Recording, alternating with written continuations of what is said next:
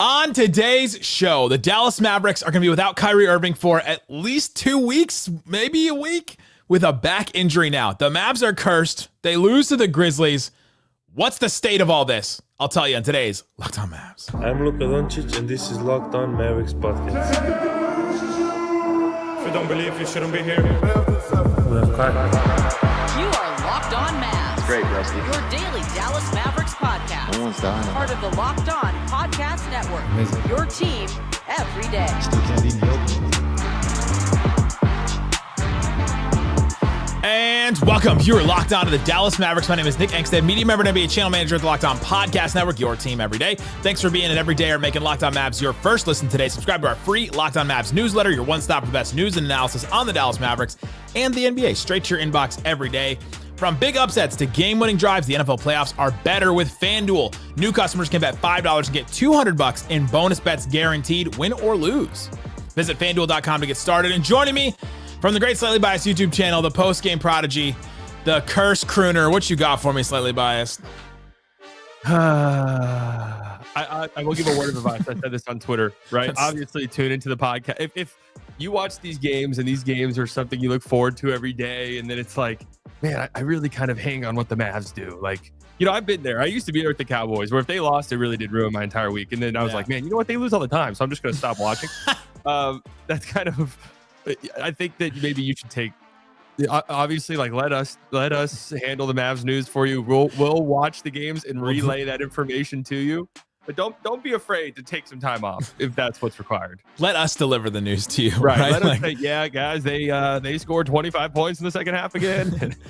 That's much easier to digest than to watch what we just watched in the offense in the second quarter in a game like this. So we'll talk about that game against the Grizzlies. The Mavs offense struggled in the last three quarters. We'll talk about what the Mavs could have done in this game, because the game was still kind of there for them. They had a chance in this one, and so what can they do going forward? But let's start here. Kyrie Irving misses a game due to illness. Then he misses an injury because of a lumbar issue, which is a lower back, and then it comes out today. Shams Charania reports Dallas Mavericks star Kyrie Irving has a bulging disc in his back and expected to miss at least 1 to 2 weeks, according to him and Tim McMahon. He also said there's optimism that treatment over the coming days will provide a return to play target date. So what do we know about this? First of all, the 1 to 2 weeks is complete speculation, right? They need to take some time, figure out when a target date actually is. And our friend Jeff Stotts, he's in Street Clothes, he tracks all these stuff and he tracks, all right, how long have guys been out because of disc issues? And he said, regarding Kyrie Irving, disc issues can be difficult to navigate and are often accompanied by a lengthy recovery. The average time lost for in-season disc herniations that do not require surgery is 28 days. 12 games. About 12 games. It's a tough one. The Mavs are going to be without Kyrie for, if it's 2 weeks, at least till January 20th. They play Charlotte, and I guess he would come back right after that. That's 2 weeks. So that is a game against the Lakers, a game against the Blazers, the Nuggets twice, the Pelicans, and the Thunder. That's 6 games if it's just the 2 weeks. And if it's not and longer, it's something else all entirely. All that said, while Luka Doncic is still out too. I can't imagine this is 1 to 2 weeks. I just can't. Maybe it's my doomer brain because this season's already just feels like a nightmare. But I cannot imagine a world where this is 1 to 2 weeks. But maybe you can look at it and say, I mean, Kyrie's played 1 game in the last week plus. I know. So maybe you can look at that and say, well, he's already kind of been recovering. So maybe you add that to the time frame of this whole thing. Unless it happened. Yeah, unless it was an injury that occurred. We don't know when the injury occurred. I guess that's true, but he didn't play, or he played the 28th of December. Then he didn't play against the Kings on the 30th of December. Then you have New Year's Day. He played against the Rockets. Then he was out because of the illness against the Cavs on the 3rd. And now it's the 6th, and he missed this game because of the injury. And they knew he was going to miss the game already, like yesterday on Sunday. Yeah. I don't know. It's difficult to... Again, I'm just dooming because I'm like, well, considering how the season is going, I have a hard time imagining that there's going to be 2 weeks where he's back. But I mean, it's very difficult to imagine. This team was built to have 2 incredible lead guards. And then the idea was, well, if one of them's out, then the other one can pick up the slack. I know they've been losing games, but still in the games where Kyrie played without Luka, they were 7-3. You know, a lot of their losses recently have been without Kyrie and Luka. They've yet to win a game this season when both of those guys are out. And if you don't win, like tonight was the game. You know, if you don't win this one, I'm not gonna lie to you guys. I don't really know where those wins come. Like they're gonna. We're supposed to be the ones that deliver the news. No, I'll deliver the news. It's positive. Deliver it slowly. Everyone's like, can he go on the balcony and do like a? I'm like, guys, that's only if I actually feel it in the univerce. Like you gotta understand, I can't just fake it. I have to actually feel a vibe shift. That's right. We have convictions and morals over here. Yeah, I can't just dilute it by just doing it whenever. But no, I mean, after this game. Now, I mean, it's crazy. This was game 36 of the season. Luke and Kyrie have played 21 games together, man. That sucks. Tough. That sucks. They're 0-4 now when they miss both, and it's going to be a lot of that, honestly. Speaking of it being tough, Kyrie tweeted this. God will handle the burdens I can't carry. Which is nice because he probably can't carry a lot with a back injury.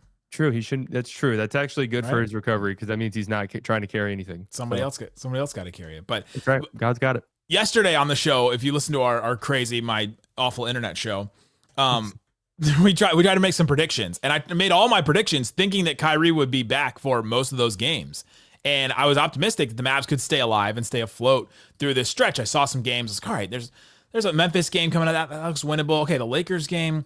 Okay, Portland. The couple games against Denver, they've beaten Denver without Luka actually, and then there's Pelicans, Charlotte in there. Okay, there's some winnable games. If they can stay 500, if they can stay even just a game or two below 500, and the team itself stays above 500, then okay, then you're doing okay in this stretch. Now without Kyrie, this for this next stretch, now it's just win a game at any cost. You're just trying to at any point in this. Maybe you catch the Lakers by surprise. Portland is one that you probably be in. They have the Pelicans against the 15th. They have the Hornets again on the 20th. And so you're like, all right, where can they win a game in this stretch? Because without Kyrie now and without Luka, like you said, this team is built to have at least one of those stars, or hopefully both. But without it, it does kind of all fall apart, and that happens to a lot of teams. Right? I don't know how many teams can survive without their top two players missing. Right? It's like Even I mean, tonight, like everyone's talking about the Grizzlies being out. Jaren Jackson Jr. was the best player on the court by like leaps and bounds. Like he was far away. He's their second best player. Yeah, he's so much better than anyone else on the court, and that's going to win you a lot of basketball games if that's the case. The one that's hard to like talk away is what the Magic are doing right now. Well, okay, so Jamal Mosley is an incredible coach first and foremost, but also the Magic built their identity on. We're going to play a lot of defense, and like being a not so great offense is kind of baked into the equation for us. So they can be without some of their star players and still be great defensively, which has been the case. And then you have guys like Tristan da Silva stepping up, and he's been great as a rookie, and all these other players. But yeah, I mean, that's not happening for the Mavs. I'm just telling you right now. Like they don't. I get it. It's frustrating, but yeah. Like, do you want to hear that the Mavs aren't as well coached as the Magic? Okay, they're not. Yeah. The Mavs don't have a lot of defensive players like the Magic. They don't. They don't have the personnel. Coming up, let's get into this game. Let's talk about what the Mavs did against the Grizzlies. Let's talk about they were right there. This game was right there, and I'll tell you what the Mavs did to not win this game and what they could have done. Coming up. I don't believe you shouldn't be here. Today's episode of Locked On Mavs brought to you by FanDuel. FanDuel Sportsbook has all kinds of props and odds, things that you can use to get in on the action. Go check out, see what is available for you. They have all kinds of things as well. I'm curious. Yeah, the Mavs title odds, I think they were like plus 1,300, and now they're plus 1,600. Haven't moved actually too far. They're tied with the Denver Nuggets. Celtics are still plus 200. Thunder plus 350. Knicks plus 1,000. Cavs plus 1,100. Wild the Knicks have better odds than the Cavs, but that's betting right there. So check out all the things you can do on FanDuel. And right now, if you put down $5, you can get $200 in bonus bets, guaranteed win or lose if that's your first $5 bet. So you got nothing to lose. Literally, you lose $5. Literally, or you can, and you gain $195 even if you lose that $5. if you do the net cost. So you're not losing anything. You're only gaining with this deal from FanDuel. So check it out. FanDuel, there's all kinds of stuff with the NFL as well as college football still going on. Check out FanDuel. FanDuel Sportsbook, America's #1 sportsbook. Shut it down! Let's go home! Thanks for hanging out with us on Locked On Mavs. Being part of this show, part of the Raccoon Squad, what we call our listeners, listening every day, especially right now. If you're listening today, I just want to say I love you. You're a trooper. I appreciate you. Go check out Slightly Biased, great YouTube channel as well. He's got all kinds of stuff going on over there, and we have a bunch of ways to follow the show. Check the QR code for that. All right, Slightly, let's talk about this game. Mavs lose 104-119. The final score, I don't think, told the whole story of the game. The Grizzlies went on a run there at the end, but the Mavs were leading this game. It was a great first quarter from the Mavs. I thought they came out, and this has been a trend with these non-Luka Kyrie games. The Mavs come out and they have really good first quarter from one of their role players, and their offense looks good. They play defense the same way, and then the next three quarters, their offense just can't replicate anything that they did. It's the same thing in the Kings game, and we've seen this over and over again. But let's just start with what went well in that first quarter. I mean, they made shots like that. That's well, Naji was great. I want to say really quickly here, I liked what they did with the lineup. I really did. It felt like you have starting five. Yeah, you have to sort of find an identity here in the next few weeks. And I like the idea of just being like, you know what? Let's just put out three really big defenders and D-Live, PJ, and Maxey. And then Naji and Klay are like fine defensively as well. Like Klay's the worst defender out of that bunch. And we'll just play good defense. And they did that in the first quarter. And they were making shots. Naji was great, surgical, like really missed when he was out there. It was like, man, we missed this. Klay had a good first quarter. And then, I mean, they couldn't hit the broadside of a barn the rest of the game. Even if they needed to. Yeah, so the starting lineup, Naji Marshall returns from his suspension, Klay Thompson, PJ Washington, Maxey, and Lively. Like you said, they have big defenders up front, and then you have, which they needed with Jaren Jackson. The Grizzlies start Jaren Jackson and Edey. So I think Kid wanted to go with some size there. And then the Grizzlies were missing a bunch of guys too. We've already kind of talked about that. John Morant, Desmond Bane was out this game, Marcus Smart. So they started Scottie Pippen, Jalen Wells, John Conchar. That was kind of a bigger lineup with Conchar, Jaren Jackson Jr., and Edey.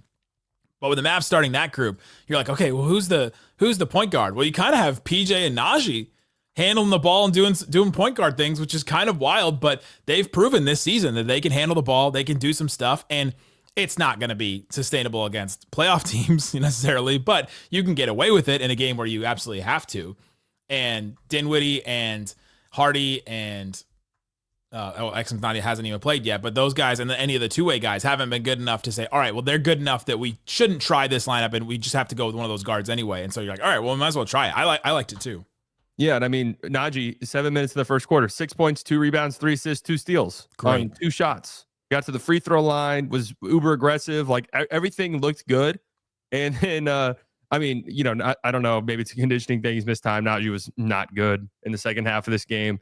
Klay just missed every single shot he took, it felt like, after the first quarter, except 1-3 maybe.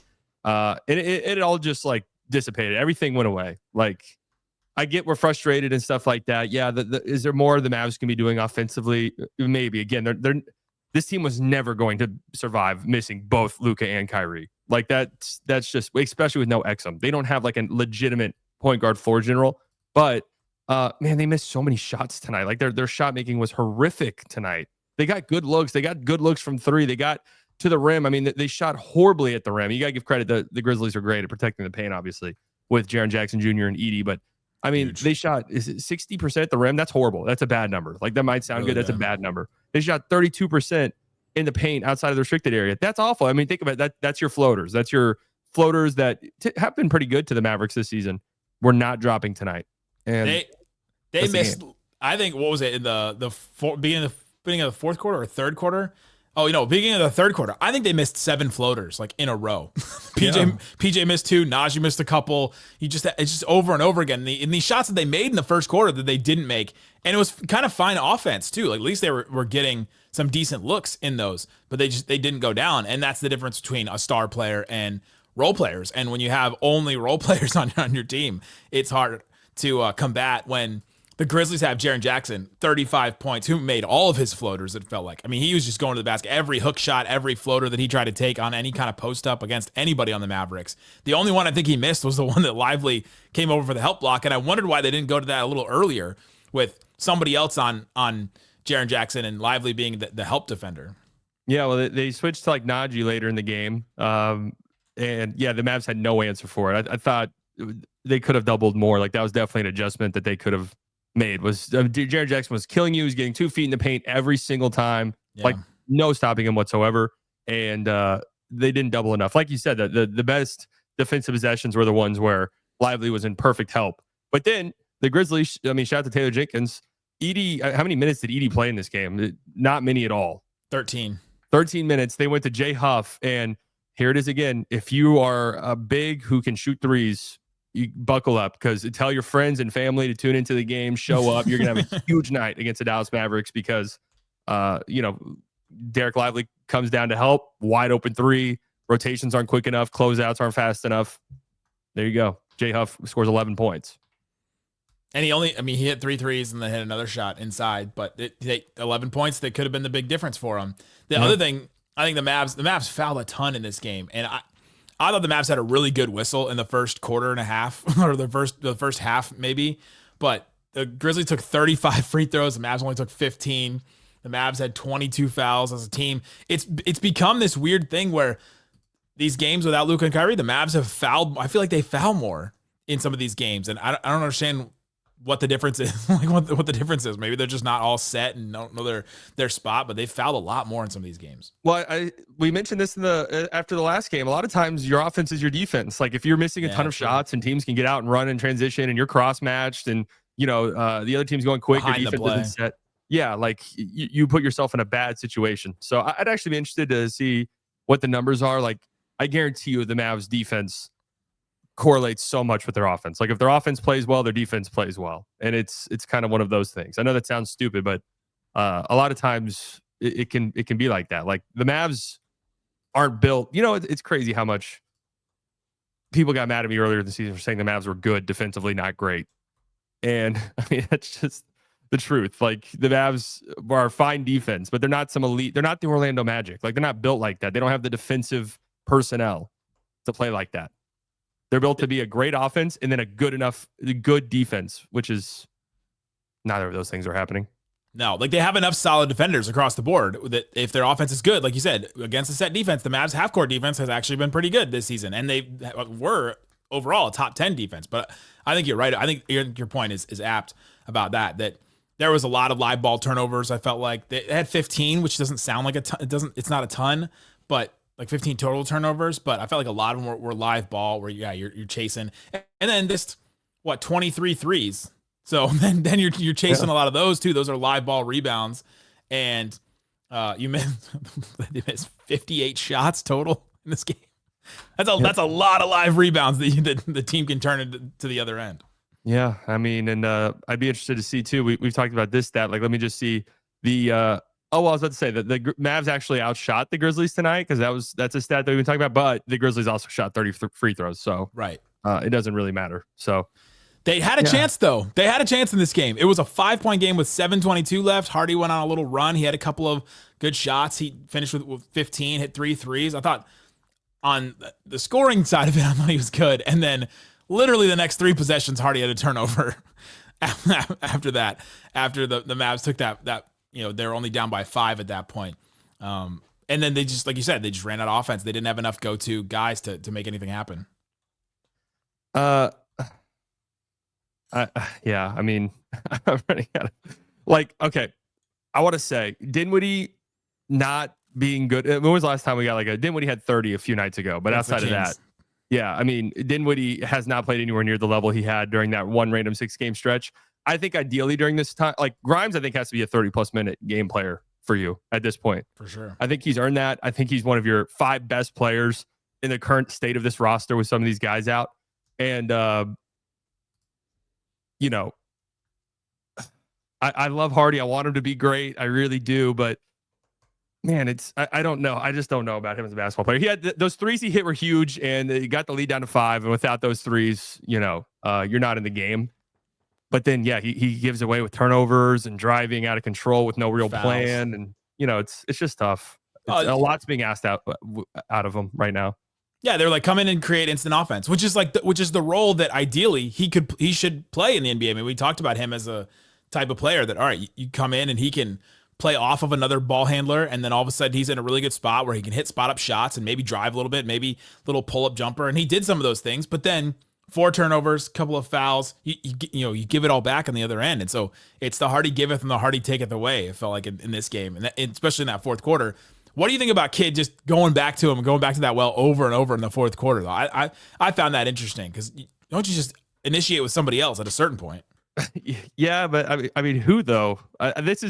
This would be my defense to a lot of these questions. Is it's like they're missing so many guys. Like it becomes a little bit more difficult. You're like, PJ shot 31%, Naji shot 33%, Klay shot 31%, Grimes shot 30%. Okay, you're just not going to win basketball games. No, you're not going to win either. That's it. You want to know what's funny? Some of the best looks of the night came up with Maxi Kleba driving, kicking. The Grizzlies closed out so hard on Maxi.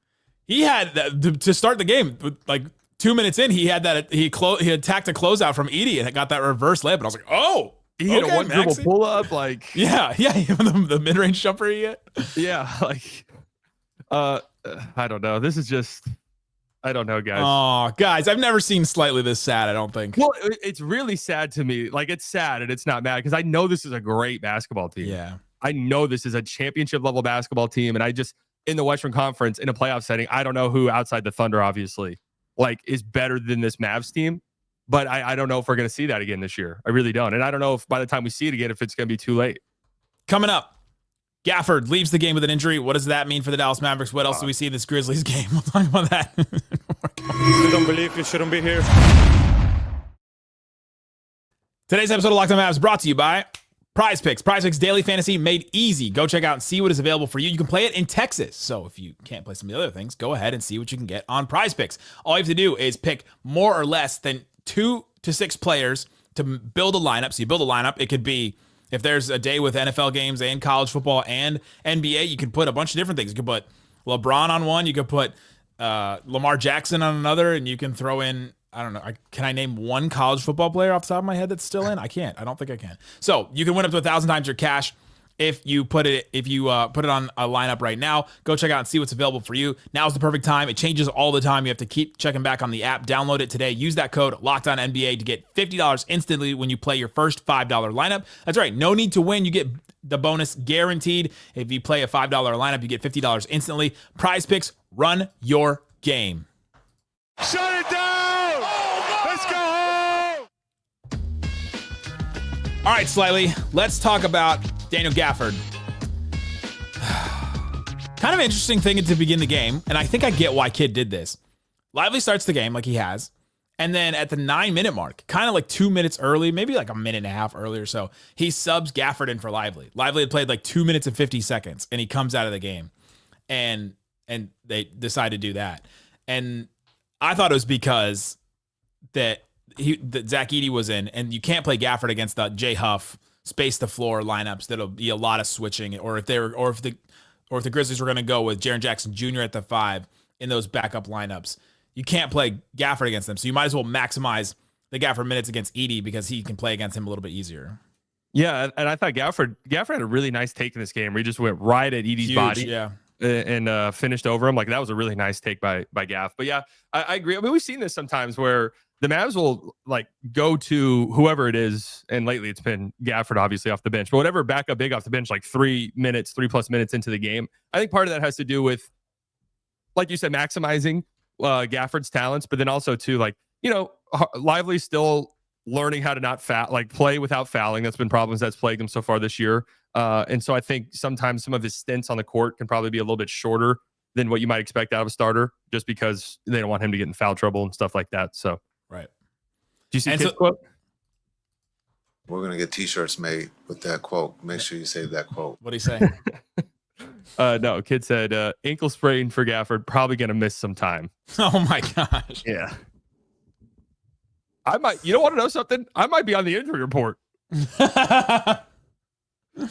You might want to check, guys. You guys might be on the injury report. It's just going to say slightly biased. mental. Yeah. I would be like, me? Oh, all right. I didn't get Going to be out for some time. Oh my God. Okay, so the injury happens in the in the second quarter. He just tweaks his ankle and basically rolls his ankle. And he did walk back to the locker room on his own power, which I think it's a decent sign. It could still be a bad ankle injury. But he walked back to the locker room. The Mavs called it a left ankle sprain, said he won't return. And then enter Dwight Powell. Hey, I thought Dwight actually had some good minutes tonight. Really, he is a really good third string center. It's if you get it in Dwight-sized minutes, like you get like 3 minutes here, 3 minutes there. He can do some good stuff. I thought he played Zach Edey well. He had 4 offensive rebounds in 6 minutes. Yeah. Wow, look at that. That's per 36 God right there.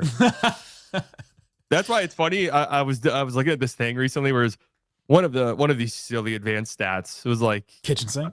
No, not kitchen sink. Not as advanced as that, but like box score plus minus, or one of them. I don't know. And Dwight Powell, like throughout the late 2010s, led the Mavericks every year, pretty much. Well, if you go to Basketball Reference and you look at the franchise, they always put the leader in win shares. And like Luke, I think Luka's like second or third season. Dwight Powell is the leader in win shares in the Mavericks. And you're like, wait, how is that possible? That's why some of these advanced stats you gotta look a little bit deeper into. Yeah, they can tell some story, but not the whole one. Yeah, it was the 2022, the year they made the conference finals. Dwight Powell led them in win shares, 8.2. Dwight Powell also played the year they made the conference finals. I think it was 90 games, 90 NBA games that season. I just remember seeing that and be like, that's crazy. 90 games. We're going to miss him when he's not. Oh, wait, no, I'm sorry. It was 100. I think it was 100 games. 100 games. Yeah, 82 regular season games, 18 playoff games. Insane. We don't know that there's a God walking among us. Yeah, that's true.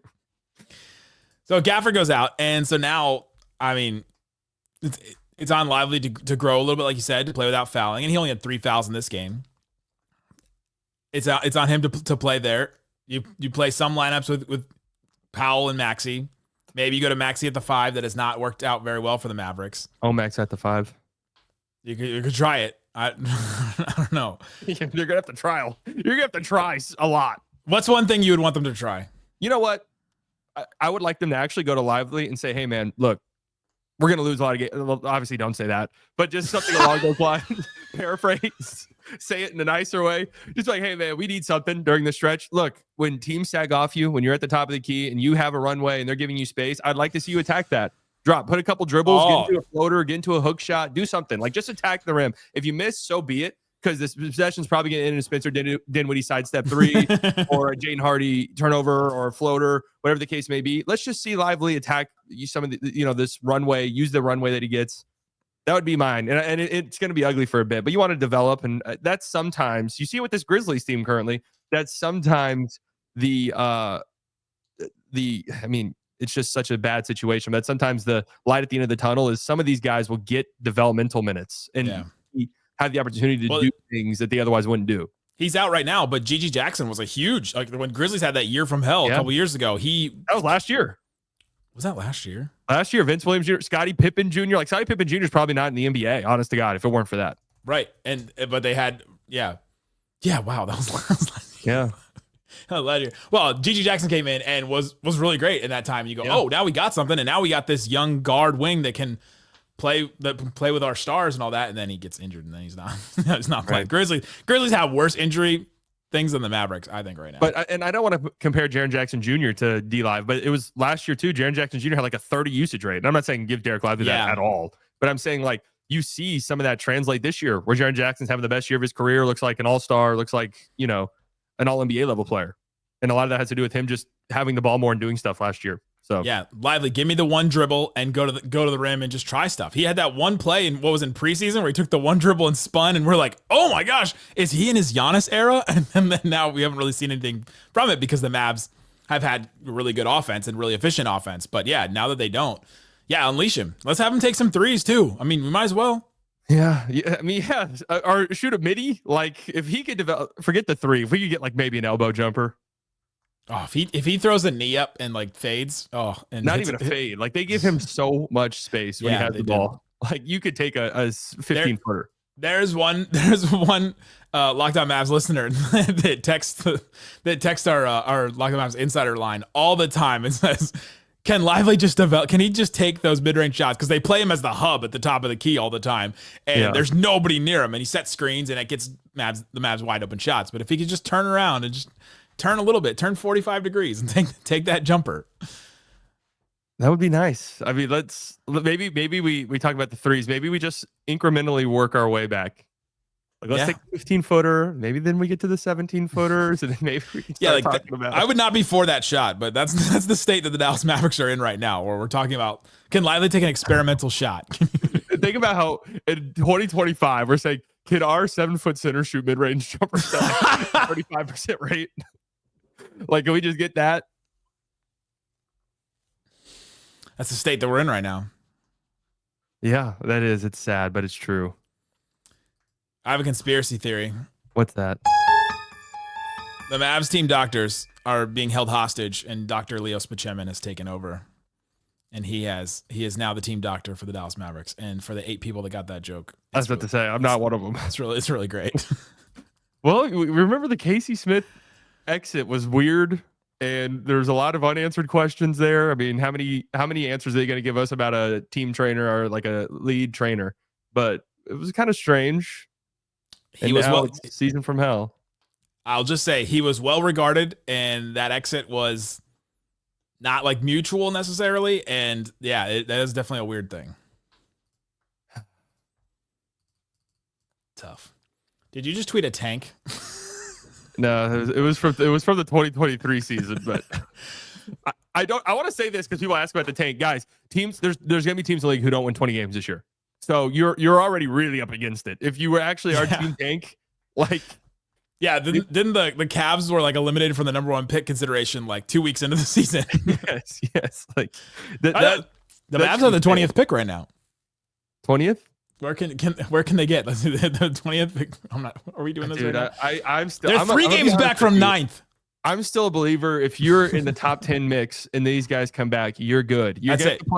We were incrementally working our way up. It was like 60 win pace. You probably have to play at an 80 win pace from February onwards. But I'll leave you with this. In Street Clothes, Jeff Stotts also said this that I thought was interesting. Current Mavs season is giving me 2011 vibes. Follow me. The Mavs are sitting pretty until Dirk hurt his knee. Caron Butler went down. Team got healthy, went on a historic run. Now we can see if the current version can replicate that. This team that is what happened. Jason Kidd, Deshaun Mary. They do have a Jason Kidd. Well, yeah, it's true. They do have a Jason Kidd. Maybe he needs to start stretching, get some free throws in. We need at least 5 to 6 minutes. That's going to be the most frustrating thing about this whole thing is just waiting for it to all come together. And it might not this season, but I expect that it will. I mean, like, while we're dooming, is there I didn't realize the All-Star. For some reason in my brain, the All-Star game was like the 10th of February. I didn't realize it was like the 20th. Yeah, though they moved the trade deadline up to like the 8th or whatever. Okay, so is there a scenario? How bad would have to be if you're like the All-Star break comes around and it's like, you know what? Maybe we just Luka. Maybe we just take your recovery seriously and we just shut you down. Personally, that would be the worst thing for me. That would be horrible. And I'm not saying they would do it, but I'm saying, is there like a... Well, if Luka's not right, like that's the thing. Or if you're... Yeah, that would be it. But the thing is, the West is so flat right now. There's not a ton of team... Like you said, there's not a ton of teams running away with it. Like, the Kings are bad. The Suns are bad. Timberwolves are worse. So Warriors completely fell off. Your problem would be you probably wouldn't catch the top... You most certainly wouldn't catch the top 3 at this rate. Right, like obviously no one's catching the Thunder. Yeah, 3.5 games back from the Rockets and Grizzlies right now, and yeah, you got this stretch coming out without your 2 stars, so you're dropping. I mean, the Spurs are the 10 seed currently. The Warriors are just a mess. You know, the Timberwolves are a mess. Yeah, like it's not like you're completely out of it entirely. I know it sucks right now, but they'll get some wins. Like they will. They'll win some games. I think. I think they will. Well, we went through them, but follow us. We'll let you know. You don't need to watch the games. You can just follow us, watch the show. If it affects your mental health, it's okay. It's okay. We're here for you. DM me. I'm here for you. Guys, thanks for hanging out with us on Locked On Mavs. We've got all kinds of ways to follow the show, to follow the Mavs. Even if you don't want to watch the Mavs, you can follow us still and get all kinds of updates and stuff. Check the QR code. Go check out Slightly Biased YouTube channel. Guys, thanks so much for listening to Locked On Mavs. We'll be back tomorrow with another show. Thanks so much for listening to Locked On Mavs. Peace out. Boom. It's going to get better. Not soon, but okay.